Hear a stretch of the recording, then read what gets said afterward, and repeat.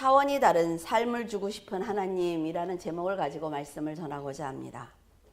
자녀들이 부모님의 가르침과 다른 삶을 살아간다면 부모는 어쩔 수 없이 자녀들을 위해서 자신이 얼마나 고통스러운 시간을 인내했는지, 그리고 자신의 인생을 포기했는지 말해주게 됩니다. 물론 자녀들은 부모가 지난 일을 반복해서 이야기를 하는 것을 아주 듣기 싫어해요. 하지만 부모는 하나님과 부모의 사랑을 이해하고 감사하며 올바른 삶을 사는 성숙한 자녀로 키우기 위해서 자신이 살아온 믿음의 경험을 반복해서 들려줄 수밖에 없습니다. 부모와 같은 수준의 인격과 믿음과 차원 높은 지혜를 가지고 성숙하게 자녀가 살아간다면 부모는 자녀의 판단을 믿고 존중해 줄 것입니다. 하나님의 마음도 똑같은데 성도들이 하나님의 가르침대로 살아간다면 하나님께서는 아낌없이 그리고 조건 없이 세상에서 평안과 안식을 누릴 수 있도록 도와주실 것입니다. 성경을 읽다 보면 하나님께서 반복된 말씀을 하시는 것을 볼 수가 있어요.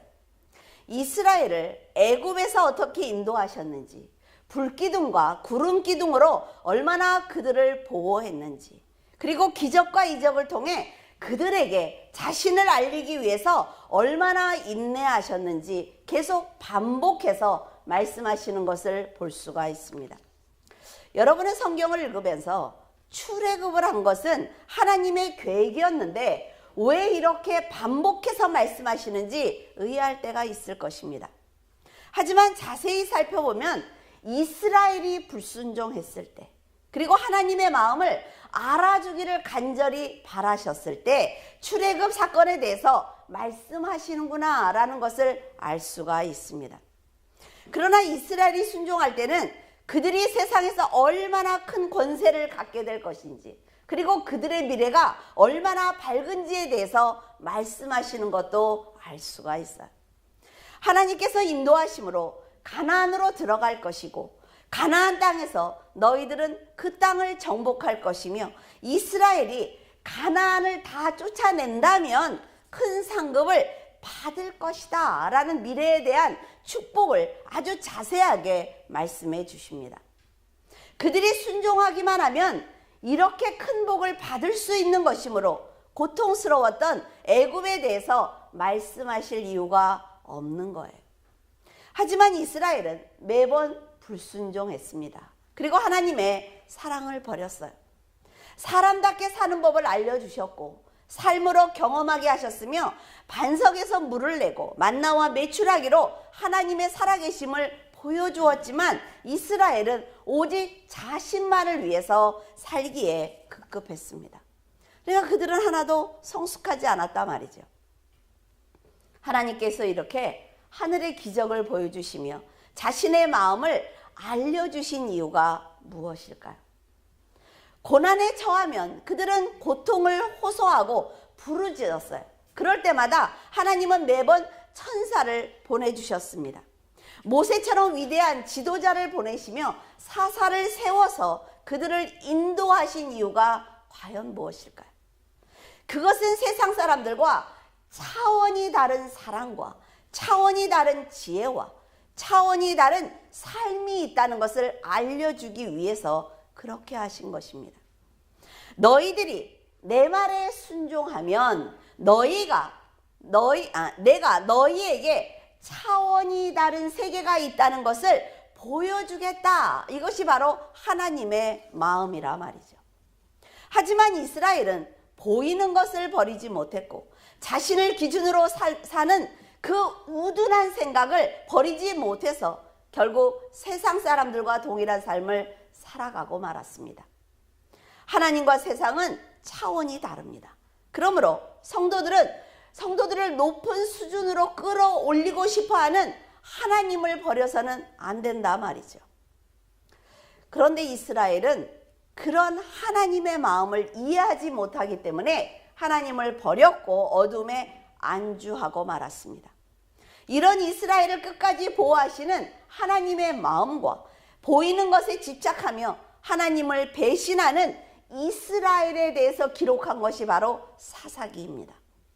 1절에 여호와의 사자가 길갈에서부터 복임으로 올라와 말하되 내가 너희를 애굽에서 올라오게 하여 내가 너희의 조상들에게 맹세한 땅으로 들어가게 하였으며 또 내가 이르기를 내가 너희와 함께한 언약을 영원히 어기지 아니하리니.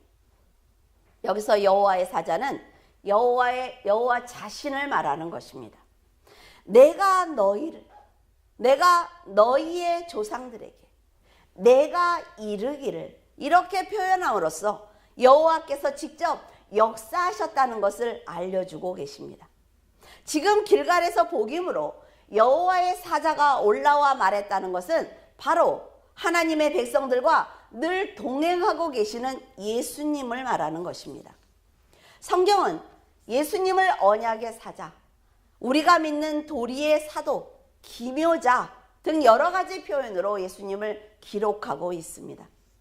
길갈과 복임에서도 함께 하셨고 맹세한 가나안 땅으로 들어가게 하신 분도 바로 본인이라고 말씀하시며 이 모든 사건을 과거형으로 말씀하고 계십니다. 이렇게 자꾸 과거를 돌아보게 하시는 것은 지금 이들을 보고 계신 하나님의 마음이 답답하다는 증거예요. 이렇게 여호와는 약속을 어기지 않고 계시는데 이스라엘은 가나안 주민과 언약을 맺지 마라 라고 말씀하셨는데 언약을 맺었어요. 그들의 제단을 헐어라 라고 말씀하셨는데 듣지 않았습니다. 이스라엘은 자신의 이익을 위해서 하나님의 언약을 버리고 만 거예요. 그들은 하나님께서 어떤 분인지 모두 잊어버린 것입니다. 전에 여호수아가 길갈에서 여리고를 정복하러 떠날 때 여호와의 군대 장관이 여호수아 앞에 나타나서 여리고를 정복하러 떠나는 여호수아를 향해 칼을 겨눈 적이 있습니다. 우리는 여호와의 군대 장관이다 라고 하면 여호와의 백성을 돕는 장관이다. 그가 할 일은 우리를 돕는 거야 라는 생각을 하지만 그는 여호와의 법대로 사는 사람을 하나님의 백성이다 라고 인정을 하기 때문에 그런 사람들만 보호하시는 것입니다. 군대 장관이 여호수아에게 이런 행동을 한 것은 아무리 너희들이 이스라엘이라고 할지라도 하나님의 뜻과 반대되는 잘못된 사고를 가지고 행동을 했을 때 언제든지 칼을 겨눌 수 있다라는 것을 가르쳐 준 거예요. 이런 하나님의 뜻을 깨달은 여호수아는 그 앞에서 신을 벗었습니다. 여호와의 종으로 살아가겠다는 믿음을 보여드리고 그는 정말 그렇게 살았어요. 이스라엘 백성들도 하나님의 뜻을 깨닫자 죽기를 각오하고 할례를 해냈으므로 자신의 생명조차도 하나님의 것이다 라는 고백을 드렸습니다. 이렇게 차원 높은 믿음을 보여드렸던 그 이스라엘이 이제 하나님의 은혜를 모두 다 잊어버리고 만 거예요. 이스라엘이 목숨을 다해 순종했다는 것은 출애굽했을 때 가졌던 신앙과 차원이 다른 신앙을 가졌다는 것을 뜻하는 것입니다. 그러나 지금 이스라엘은 하나님께 감사하지 않았고 하나님의 말씀을 거역했으며 불순종의 삶을 살았습니다. 그 결과로 단을 헐지 않았어요. 그 결과로 가나안 거민과 언약을 세웠습니다. 당장 눈에 보이는 것에 만족한다면 이스라엘과 같은 실수를 우리도 반복할 수가 있습니다. 길갈에 있었던 이스라엘처럼 수준 높은 신앙을 갖게 된다면 가나안에 들어가는 밝은 미래를 만날 수 있을 것입니다. 이스라엘의 타락을 보신 여호와의 사자는 이스라엘에게 나타나셔서 이제는 너희를 축복하지 않겠다라는 아주 두려운 말씀을 하십니다. 다시는 가나안 사람들을 너희 앞에서 쫓아내지 않을 거야. 네가 살아갈 때 아무리 힘들어도 나는 너를 돕지 않을 거야 라는 얘기예요. 너희 옆구리에 가시가 되게 할 것이다. 사람들이 너를 아무리 괴롭혀도 내가 그 사람을 네 앞에서 치워주지 않을 거야. 그들의 신들이 너희에게 올무가 되게 해서 너희들의 삶을 고통스럽게 할 거야 라고 말씀을 하셨어요. 세상에 사는 동안 고난은 언제든지 우리가 만날 수가 있습니다. 그런데 하나님께서 보호의 울타리가 되어주시면 그 고난은 나에게 믿음의 경험으로 나누면서 살짝 지나가는 거예요. 그래서 우리가 지금까지 평안할 수가 있는 것입니다. 하지만 이제 보호의 울타리를 거두어 세상 사람들과 동일한 삶을 살게 하겠다라고 말씀을 하셨어요. 광야에서 살 때 불뱀은 늘 이스라엘 백성들과 함께 있었지만 하나님께서 보호하셨기 때문에 불뱀이 이스라엘 백성들을 물지 못했습니다. 하지만 그들의 불순종으로 인해 보호의 울타리가 딱 거두어졌을 때 불뱀은 백성들에게 쉽게 접근한 거예요. 큰 위험에 처하게 된 것입니다.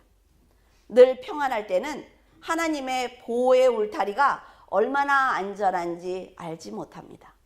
부모님들 밑에 있을 때는 그 부모의 품이 얼마나 안전한지 모른다 말이죠.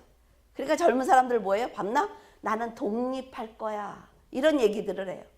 독립해서 한 달만 지나면 들어갈 거야. 아마 그럴 거예요. 그렇죠? 그게 얼마나 안전한지 모른단 말이에요.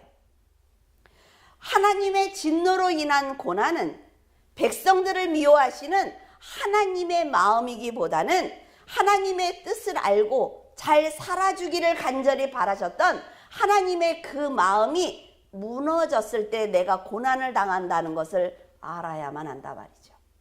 쉽게 설명하자면 하나님께서는 아담과 하와 두 사람을 창조하셨습니다. 그리고 그 두 사람에게 하나님의 높은 지혜 그 수준까지 끌어올려서 그들과 함께 복된 삶을 살려고 마음을 먹은 거예요. 하지만 그 두 사람은 하나님을 배신했고 하나님께 나오지 않았어요. 아무리 불러도 나무 뒤에 숨어서 나오지 않았습니다. 그때 하나님의 마음은 어땠을까요? 예수님께서는 12명의 제자를 불러 그들에게 하나님의 약속과 하나님의 뜻을 전하시며 그들의 영적 상태를 예수님의 차원까지 끌어올리기 위해서 굉장히 노력하셨습니다. 예수님께서 하나님에 대해 반복해서 말씀을 전해주시는 것은 예수님과 같은 눈으로 봐야만 하나님의 뜻을 깨달을 수 있기 때문이에요. 하나님의 나라가 얼마나 좋은 것인지 예수님의 눈으로 봐야만 알 수가 있으며 세상이 얼마나 어두운 것인지 보이기 때문입니다. 하지만 12명의 제자들은 그 수준에 오르지 못했고 그 결과 모두 예수님을 배신하고 말았어요. 예수님은 홀로 십자가에서 쓸쓸히 죽음을 맞이하게 되었습니다. 지금 이스라엘은 하나님의 사랑과 은혜를 충분히 받았고 이제는 그 말씀대로 살아들여야 되는 그런 단계까지 온 사람들이라 말이죠. 믿음의 조상인 모세와 여호수아가 신앙으로 살아내는 것을 보았습니다. 그들이 받은 은혜와 상급이 얼마나 큰지 보았다 말이죠. 그럼에도 이스라엘은 하나님을 배신하고 만 거예요. 조금 신앙으로 세워주면 스스로 허물어 버립니다. 조금 은혜를 베풀어주면 스스로 버리고 마는 인간의 삶을 반복하고 있는 것입니다. 여러분, 빌딩은요, 땅을 깊이 파야만 높이 올라갈 수가 있어요. 빨리 짓는다고 해서 잘 지은 건물이 아니라 말이에요. 그런데 사람들은 왜 지금 빌딩을 빨리 위로 세워야지 땅을 파는데 시간을 보내고 있느냐라면서 불평하고 있습니다. 그 빌딩은 아무리 빨리 짓고 높이 지어도 무너지고 맙니다. 신앙으로 살아가는 시간을 통해 믿음과 헌신 그리고 인내하는 모습을 보여드려야만 하나님께서는 그를 하나님의 차원까지 끌어올리시는 거예요. 하나님께서 가지고 계신 은혜를 주실 수가 있는 것입니다. 왜? 단단하니까. 그리고 하나님의 놀라운 세계를 보여주시면서 네가 사는 그곳이 다가 아니라 이런 세계가 있어 라고 말씀해 주실 수가 있단 말이죠. 근데 준비가 안 되면 아무것도 하실 수가 없어요. 그런데도 어리석게도 더 이상 하나님께 시간을 드릴 수 없다고, 세상 사람들은 저렇게 높은 빌딩을 갖고 있는데 언제 땅을 파고 있느냐고 불평을 한다면 세상 사람들과 차원이 다른 그런 빌딩을 우리는 가질 수가 없습니다. 4절에서 5절 여호와의 사자가 이스라엘 모든 자손에게 이 말씀을 이르매 백성들이 소리 높여 운지라. 그러므로 그곳을 이름하여 보김이라 하고 그들이 거기서 여호와께 제사를 드렸더라. 보김은 베델의 또 다른 이름입니다. 같은 장소에 보김은 우는 자들이다 라는 뜻을 가지고 있습니다. 여호와의 사자로부터 너희들이 하나님의 말씀을 거역했기 때문에 그 불순종으로 인해 하나님의 울타리가 거두어졌다 라는 말씀을 듣자 그들은 소리 높여 울기 시작을 했습니다. 그리고 여호와께 자신들의 죄를 드리기 위해서 제사를 지냈어요. 하나님의 진노와 책망이 두려웠던 그들은 자신들의 죄악을 대속하기 위해서 속죄제를 드린 것입니다. 하지만 그들의 회개는 오래가지 않았어요. 그리고 또다시 악을 행했습니다. 하나님께 제사를 드린다는 것은 자신들이 잘못한 죄를 회개하고 다시는 그 자리로 돌아가지 않겠습니다 라는 의미입니다. 그러나 시간이 조금 지나고 나서 그들이 동일한 죄를 짓는 것을 보면 지금 이 제사가 형식적인 제사였다는 것을 알 수가 있어요. 그들이 하나님의 진노의 말씀을 듣고 울었던 것은 지금 누리고 있는 이 평안의 삶을 더 이상 누릴 수 없다는 것에 대한 절망의 눈물이었을 것입니다. 만약 잘못 살아온 자신들의 삶이 하나님께 너무 죄송해서 울었다면 그렇게 쉽게 다시 그 자리로 돌아가지 않을 것입니다. 사사기를 보면 진노하실 때마다 우는 이스라엘 백성들의 눈물이 진심 없는 악어의 눈물 같다라는 생각을 합니다. 악어의 눈물 아시죠? 나일강에 악어들이 삽니다. 근데 사람들을 가끔 해친다고 해요. 그래서 사람들을 구하기 위해서 악어를 잡았을 때 악어들이 사람들을 해치고 나서 눈물을 흘리고 있다고 해요. 그래서 처음에는 사람들이 그래도 사람을 잡아먹기 미안해서 우나보다 라는 생각을 했는데 이 악어는 입을 벌려서 눈과 이 턱과 이게 모든 근육을 이완시키기 위해서 눈물을 흘린다고 해요.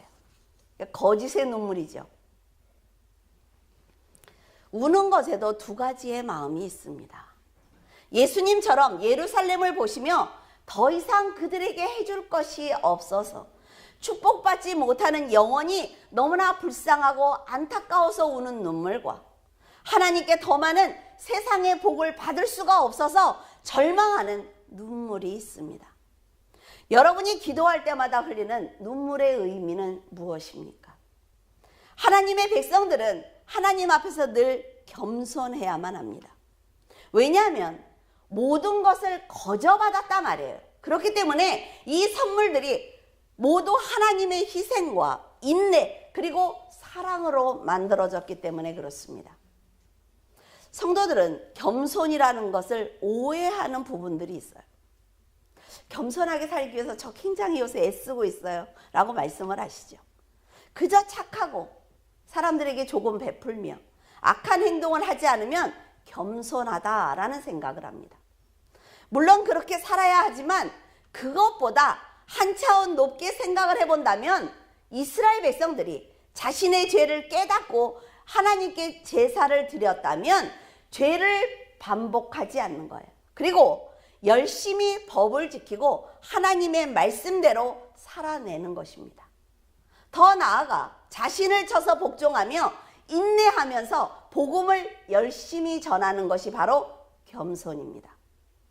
베드로와 가룟 유다는 똑같이 예수님의 제자였고 똑같이 죽었습니다.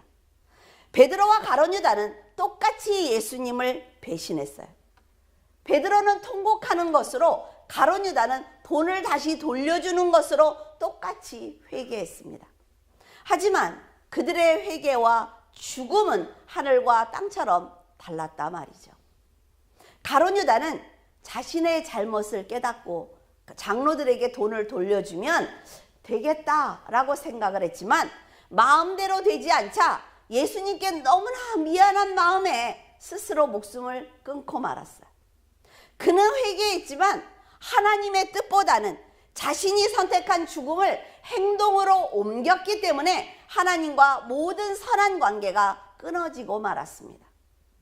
베드로는 너무 죄송한 마음에 예수님 앞에 선뜻 나서지 못했지만 자신의 죄를 돌이키는 방법으로 예수님의 희생과 부활 그리고 내세를 더 열심히 전함으로 많은 영혼을 하나님 앞에 세웠습니다. 그는 마지막 순간에 비록 십자가를 지는 고통을 당했지만 하나님 앞에 겸손한 자로 남은 것입니다. 이것이 바로 하나님께서 성도들에게 원하시는 겸손이라 말이에요. 이것을 겸손이다 라는 그 기준을 세워놓고 본다면 이스라엘은 지금 울면서 제사를 지냈지만 그 제사는 자신들의 복을 빼앗길까 봐 하나님을 달래기 위해서 우는 척한 거예요. 여러분 얼마나 가증스럽습니까? 그러나 하나님께서는 중심을 보시는 분이라 말이죠. 겉으로 돌이키는 척하는 것은 그 자체로 더 큰 죄를 짓는 것입니다. 여러분 하나님께 죄를 지었거든 진심으로 돌이키고 다시 똑같은 죄를 짓지 않기 위해서 노력을 해야 합니다. 하나님의 뜻대로 세상을 향해 복음을 전하기 위해서 여러분 스스로 더 성장시키고 성숙시키는 것이 하나님 앞에 진정한 회개이며 진정한 겸손한 자가 되는 거예요. 그리고 너무나 마음이 아프게도 성경은 이스라엘 백성들이 죄를 회개하며 제사를 지냈다라는 장면을 보여주다가 갑자기 6절에서 10절에 전에 여호수아가 라고 시작을 하면서 여호수아가 사는 날 동안 여호와를 잘 섬겼다라는 말을 하고 있어요. 왜 그럴까요? 그러면서 또다시 11절에 이스라엘 자손이 여호와의 목전에서 악을 행하고 바알을 섬겼다라는 말을 이어서 하고 있어요. 저는 이 말씀을 읽으면서 하나님께서 정말 자신의 뜻대로 살아주었던 여호수아를 그리워하고 계시는구나 라는 생각을 했습니다. 여호수아는 정말 내 말을 잘 들어주었는데 여호수아가 지금 있었다면 얼마나 좋았을까. 그가 너무나 그립다라는 생각을 하는 것처럼 보였단 말이에요. 하나님께 이런 존재가 된다는 것, 하나님께서 그리워하는 존재가 된다는 것은 정말로 놀라운 일입니다. 스스로 계시는 분, 감당할 수 없이 차원이 높으신 분, 미련한 인간들은 짐작조차 할 수 없는 지혜를 가지신 분이 한낱 피조물인 여호수아를 그리워하신다는 것은 대단한 사랑이기 때문에 그래요. 어떤 상황에서도 여호수아는 하나님을 믿어드렸습니다. 하나님께서 나와 함께 하실 것이라는 담대한 믿음을 보여드렸기 때문에 하나님께서 그와 백성들을 위해서 역사하실 수가 있어요. 단 한 사람만 올바로 서도 하나님은 그와 함께하는 사람들을 도우실 수 있는 일을 하실 수가 있단 말이에요. 그가 정말 그립다는 마음을 성경을 통해서 드러내고 계십니다. 여호수아가 하나님을 잘 믿었기 때문에 그를 따르던 장로들도 흔들림 없이 순종을 했습니다. 하지만 지금 이스라엘은 하나님을 이용하려는 모습만 보이자 실망하시고 만 거예요. 여호와의 사자가 하시는 책망을 듣고 제사를 드리는 것을 보면 그들은 하나님을 모르는 사람들이 아닙니다. 그러나 하나님보다 자신의 생각이 더 크기 때문에 하나님을 이용해서 자기가 누리는 그 풍요로움을 더 오래 간직하고 싶었던 것입니다. 같은 하나님을 믿으면서도 여호수아처럼 말씀에 순종하기 위해서 살아가는 사람도 있고 오직 자신의 의를 위해서 살아가는 사람도 있습니다. 여호수아는 모세에게 들은 말씀을 잊지 않고 살았기 때문에 하나님께 인정을 받았습니다. 백성들은 여호수아가 해준 모든 말을 잊고 살았기 때문에 하나님께 책망을 받은 것입니다. 결국 동일한 말씀을 듣고 어떤 선택을 하느냐에 따라서 상급과 심판이 갈린단 말이에요. 여호수아처럼 여러분 하나님께서 그리워하는 성도가 되어야 하지 않겠습니까? 여호수아가 있었다면 내가 하는 말을 알아들었을 텐데, 내가 이렇게 내 마음을 전하기 위해서 스스로 진노하고 책망하지 않아도 여호수아가 있었다면 아이들에게 쉽게 전해 주었을 텐데, 하나님이 이렇게 늘 생각하는 성도가 되어야만 합니다. 여러분도 하나님의 말씀을 들었습니다. 그리고 회개하면서 눈물도 흘렸고 여러분은 서원도 하셨습니다. 그렇다면 회개의 눈물을 흘리고 난 후 여러분의 삶은 얼마나 변했습니까? 하나님께서 그 회개를 받으시고 여러분의 믿음을 인정하셨습니까? 하나님의 은혜를 아는 자와 모르는 자의 생각과 삶은 같을 수가 없는 것입니다. 차원 높은 하나님을 이해하는 수준도 다를 것이며 세상의 문제를 바라보는 관점도 다를 것입니다. 그리고 여러분의 믿음과 신앙의 결과도 분명히 다를 것입니다. 하나님의 진노가 임하면 얼마나 무서운지 알면서도 자신의 쾌락을 버리지 못해서 여호와의 목전에서 악을 행하고 세상을 즐기며 바알을 섬기는 이스라엘을 보시면서 진노하는 것조차 하나님은 마음이 아프셨을 것입니다. 여러분들이 세상의 쾌락을 즐기고 있을 때 하나님이 옆에서 보고 계신다고 한 번만 생각을 해보세요. 애굽에서 종살이를 하던 자신들을 구출해 주신 분이 하나님이며 자신들을 구하기 위해서 애굽이라는 나라의 왕과 백성들에게 하늘의 진노를 쏟아 부어주신 분도 바로 하나님입니다. 그런 하나님을 배신한다는 것이 결코 쉽지 않단 말이죠. 그런데도 그 목전에서 다른 신을 부른다는 것이 도저히 이해가 되지 않습니다. 하나님께서 도와주신 시간을 감사하며 믿음과 사랑을 보여드렸다면 하나님께서는 그들에게 더 큰 상급을 주셨을 것입니다. 자신들의 영혼을 구원하기 위해서 애쓰고 노력하신 하나님을 쉽게 버리고 배신하는 그들에게는 심판이 있을 뿐입니다. 사사기는 이것을 반복하고 있는 백성과 하나님을 기록하고 있어요. 끝없이 배신하고 회개하는 백성들과 다시 배신할 것을 알면서도 용서하시고 또 진노하시는 그 기록을 보면서 정말 하나님께 백성들은 진심으로 돌이킬 수 없는 것인지, 그리고 그런 인간을 왜 버리지 못하는지 생각해 보았습니다. 하나님은 하나님의 뜻을 어기는 자를 절대로 용서하지 않습니다. 그렇지만 용서하지 않으면서도 또 한편으로는 그런 그들을 용서하기 위해서 아파하시는 분이기 때문에 더 죄송하고 부끄러운 거예요. 우리의 신앙의 중심에는 항상 하나님께서 계십니다. 그래서 하나님을 아는 성도들은 차원 높은 신앙을 갖게 되는 거예요. 하나님이 무슨 말씀을 하시면 이해하게 되고 하나님이 이 세상을 어떻게 운영하실 것인지 깨닫게 되고, 그래서 여러분은 성경을 읽어야 한단 말이죠. 하나님을 모르면 가나안 사람과 섞여 살 수밖에 없는 거예요. 여러분은 하나님 앞에 어떤 모습을 가지고 살아가고 있습니까? 어떤 상황에서도 하나님을 섬기던 여호수아처럼 수준 높은 신앙을 가지고 있는지, 자기의 감정과 사정에 따라서 배신하는 차원의 아주 낮은 그런 차원의 신앙을 가지고 있는지 여러분 스스로 생각해 보시기를 바랍니다. 이스라엘 백성들처럼 하나님을 축복의 도구로 여러분 이용하지 않기를 바랍니다. 지금 여러분이 소유한 것도, 여러분이 소유하고 싶어하는 것도 모두 하나님의 것이란 말이죠. 하나님께서 주셔야만 누릴 수 있는 것이기 때문에 하나님 앞에 겸손한 신앙을 보여드려야만 하나님께 받을 수가 있는 거예요.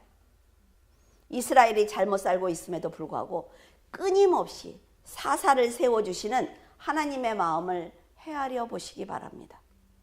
단 한 사람이라도 진심으로 돌아오기를 바라시는 하나님의 마음이 조금이라도 보인다면 여러분부터 하나님께 돌이키기를 바라며 사랑을 고백하기를 바랍니다. 그리고 진심으로 회개하고 진심으로 예배를 드리며 진심으로 받은 은혜에 감사하면서 진정한 자유를 누리시기를 바랍니다. 명절을 통해 믿음의 모습을 가족들에게 보여드리고 하나님을 높이 세우는 귀한 시간을 맞이하기 바래요. 예수를 믿어라. 예수를 믿어라. 하나님을 믿어야 천국에 가. 백날 얘기해도 소용없어요. 내가 전도하고 싶은 사람을 만났을 때 내가 하나님을 통해서 얼마나 변화를 받았는지 단 한 번만 보여주면 됩니다. 여러분, 언제나 하나님의 백성으로 살면서 하나님을 기쁘게 해드리는 성도가 되기를 예수 그리스도의 이름으로 축원을 드립니다.